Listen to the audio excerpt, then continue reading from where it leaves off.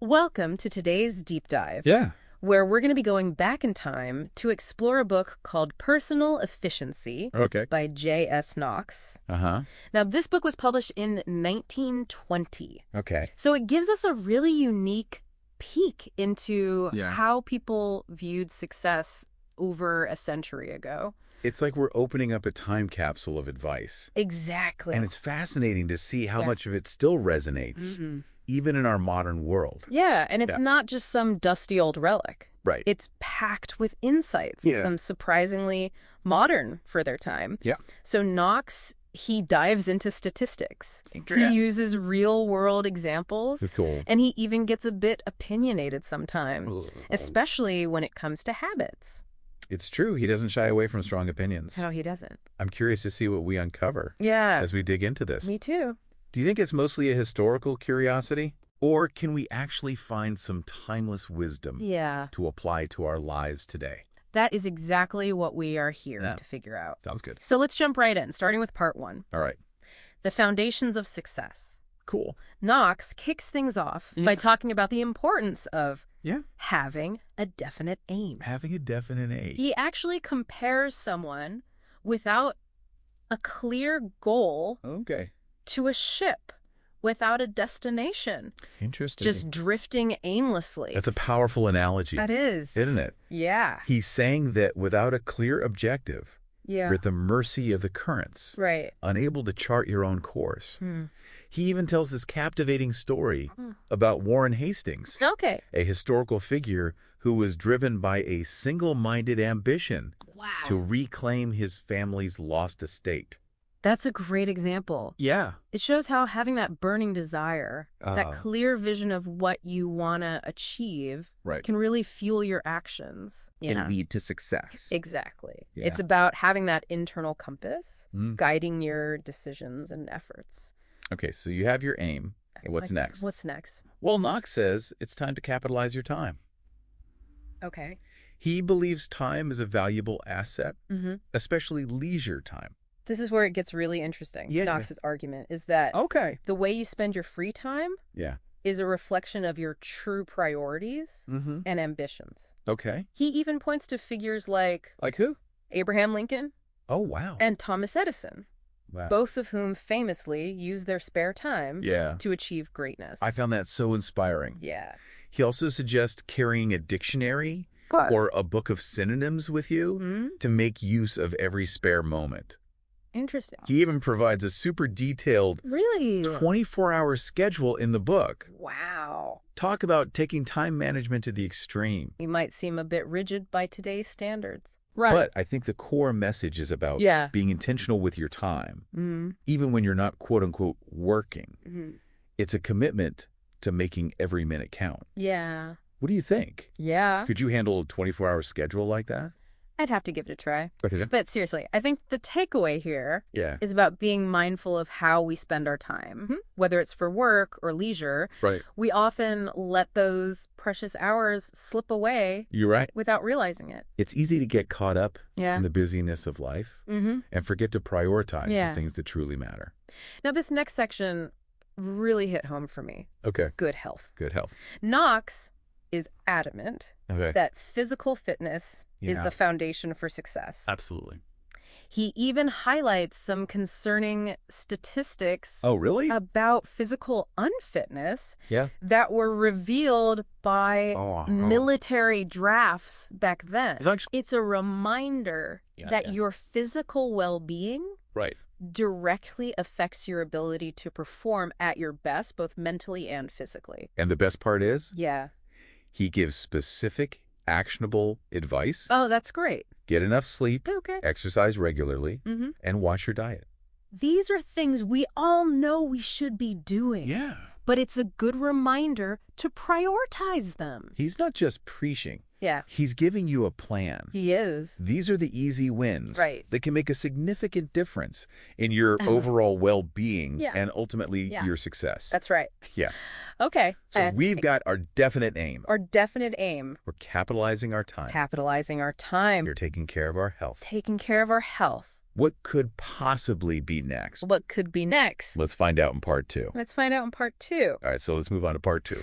where Knox dives into habits and efficiency. Habits and efficiency. This is where he really gets into the nitty-gritty of maximizing your potential. Yeah. He compares good habits to labor-saving machines for your mind.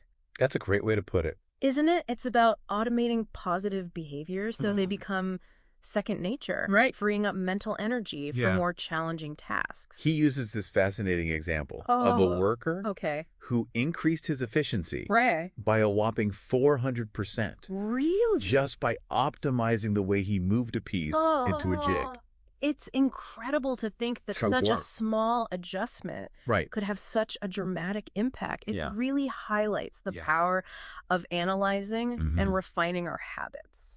It makes you wonder what small tweaks we could make in our own lives to boost our efficiency. Are we organizing our workspace effectively? Right. Are we approaching our daily tasks in the most streamlined way? Those are great questions to consider. Yeah, they are. It's about identifying those areas where we might be making things harder than they need to be. Yeah. And then finding ways to simplify and optimize our processes. Okay, next.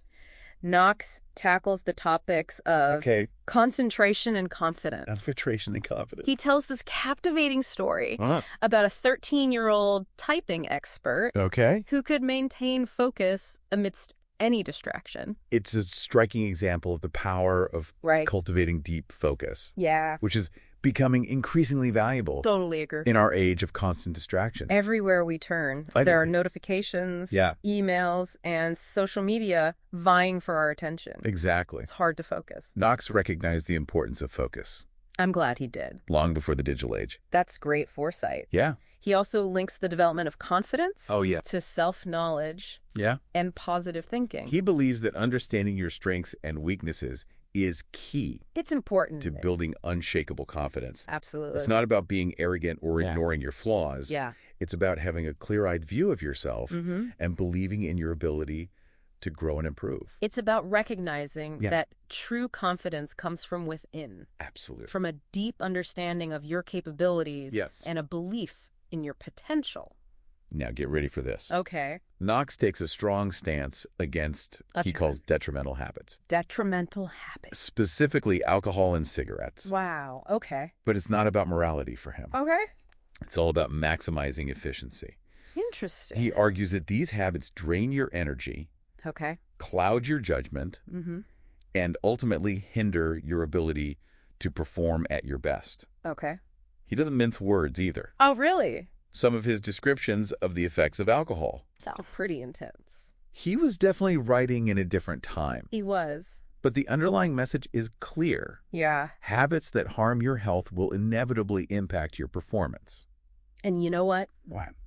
He even shares a fascinating statistic. For 50 years straight. Wow. No student at Harvard who used tobacco. No way. Graduated at the top of their class. It's a provocative example. It is. And while we need to view it through a modern lens, it does raise questions about the impact of our choices on our long-term success. And it's important to remember that we have a much more nuanced understanding of addiction today. We do. Yeah. It's crucial to consider the broader context of scientific research and societal norms. Okay, let's shift gears to something a bit less controversial. Knox then delves into understanding your mind. Understanding your mind. Introducing a fascinating concept. He calls the mental trinity. Trinity. He divides the mind into three components. Intellect, sensibilities, and will. He argues that the interplay of these three elements shapes our actions and ultimately determines our success. And to help visualize this concept, he includes a diagram on page 73 of the book. Page 73 that maps out different mental types. It's like a 1920s personality test. It is. Based on which of those three mental faculties is dominant. Fascinating. It's a fascinating attempt to categorize personalities and understand how those different mental makeups can influence our path to success. Next, he focuses on developing your will. Developing your will. Arguing that willpower is like a muscle. That can be trained and strengthened. He even provides examples of different will types. Like what? The slow but sure will. And the persistent will. The persistent will. It encourages self-reflection. What kind of will do you possess? Yeah. And how can you leverage its strengths? That's a great question for our listeners to ponder. It is. Then Knox moves on to techniques for harnessing your memory and imagination. Harnessing your memory and imagination. He advocates for memory improvement techniques. Okay. Like association and visualization. He even shares a personal example of how he remembers certain initials. Okay. Because they're the same as his brothers. It's such a simple but effective technique for anchoring information in your mind. Exactly. It shows the power of making those mental connections to improve recall. He also emphasizes the link between imagination and achieving goals. He suggests visualizing yourself in a successful role, almost like a mental rehearsal for achieving your dreams. It's a precursor to the kind of visualization techniques used by athletes and high achievers today. That's really interesting. Yeah. By vividly imagining your desired outcome, you're more likely to take the necessary actions to make it a reality. Okay, let's move on to part 4. Okay. Part 4. Personality and its qualities. Personality and its qualities. Knox delves into what makes a strong personality, which he believes is crucial for success in business. He even quotes a hotel magnate who said, "Oh, really? I never hire a man with a weak personality." Wow, that's a bold statement. It is. That reflects the importance placed on personality even back then. It's interesting to see how certain principles of success transcend time. He also stresses the importance of cultivating positive qualities. Cultivating positive qualities. And provides a detailed list of positive and negative personality traits. It's like he's providing a framework for self-improvement. He's encouraging us to be self-aware, to identify our strengths and weaknesses, and to actively work towards developing those qualities that will contribute to our success. It's not enough to just understand your mind. Right. You have to actively shape it. Absolutely. All right, moving on to part 5. Part 5. The business world and ethics. The business world and ethics. Knox emphasizes the importance of loyalty and courtesy in the workplace. Loyalty and courtesy. He views loyalty to your employer as a form of self-improvement. Interesting. Arguing that it builds character and demonstrates your commitment to excellence. He shares an anecdote about a courteous clerk who consistently received raises, highlighting the practical value of good manners. It's a reminder that those small gestures of politeness and respect can have a significant impact on your career trajectory. Absolutely. It's about building strong relationships and creating a positive work environment. Knox also emphasizes the importance of tact. He has this great quote. Tact is the art of achieving your point. Achieving your point. Without causing friction. Without causing friction. It's about navigating those interpersonal dynamics with grace and diplomacy. Achieving your goals without stepping on anyone's toes. It's a valuable skill. It is. In any profession. Next, Knox delves into the qualities of honesty and initiative. Honesty and initiative. He's clearly a big believer in these principles. He emphasizes that honesty and reliability are essential for building trust and achieving long-term success in business. He even shares a compelling anecdote about a clerk who refused a promotion because it involved dishonest practices. It's a powerful example of integrity. It is. And standing up for your principles, even when it might come at a personal cost. It demonstrates the importance of making ethical decisions, even when faced with tempting opportunities. Knox then goes on to define initiative as going ahead and doing the thing that needs to be done without being told. He sees it as a sign of a proactive and resourceful individual. Someone who can identify opportunities and take action without needing constant direction. It's about being a problem solver. Exactly. Not a problem creator. And finally, he tackles the topic of ethical conduct. Ethical conduct. Acknowledging that the business world can sometimes have murky ethical standards. He references the golden rule. Oh, yeah. Do unto others as you would have them do unto you as a guiding principle for ethical decision-making. It's a timeless principle. It is. That encourages us to consider the impact of our actions on others. And he points out a shift in focus. A shift in focus. From profit to service, highlighting the growing importance of contributing to something larger than yourself. this idea definitely resonates. It does. With modern audiences who are increasingly seeking purpose and meaning in their work. Yeah, it reflects a move towards a more purpose-driven approach to business. Absolutely. Where success is measured, not just by financial gain, but also by positive impact on the world. And wrapping up this whirlwind tour through personal efficiency, we arrive at part 6. Part 6. The money value of education. The money value of education. Knox makes a compelling argument for the economic benefits of investing in your education. He presents a direct correlation between education level and earning power using statistics to illustrate the financial advantages of furthering your knowledge and skills. He highlights research from Massachusetts showing that 4 years of technical education can actually double a person's earning capacity. Wow, that's pretty significant. It's a striking statistic. It is. That really emphasizes the value of acquiring specialized knowledge and skills. It's about equipping yourself to thrive. Absolutely. In a rapidly changing world. As technology continues to advance. The demand for specialized education and skills will only increase. He concludes with a powerful statement. Every man who fails to give himself a square deal in the matter of getting an education is unethical. It's a provocative statement. It is. That challenges us to view education not just as a personal benefit, but also as a responsibility to ourselves and to society as a whole. That's a great point. It's about recognizing that by investing in our own education, we're also contributing to the progress and betterment of our communities and the world around us. Wow.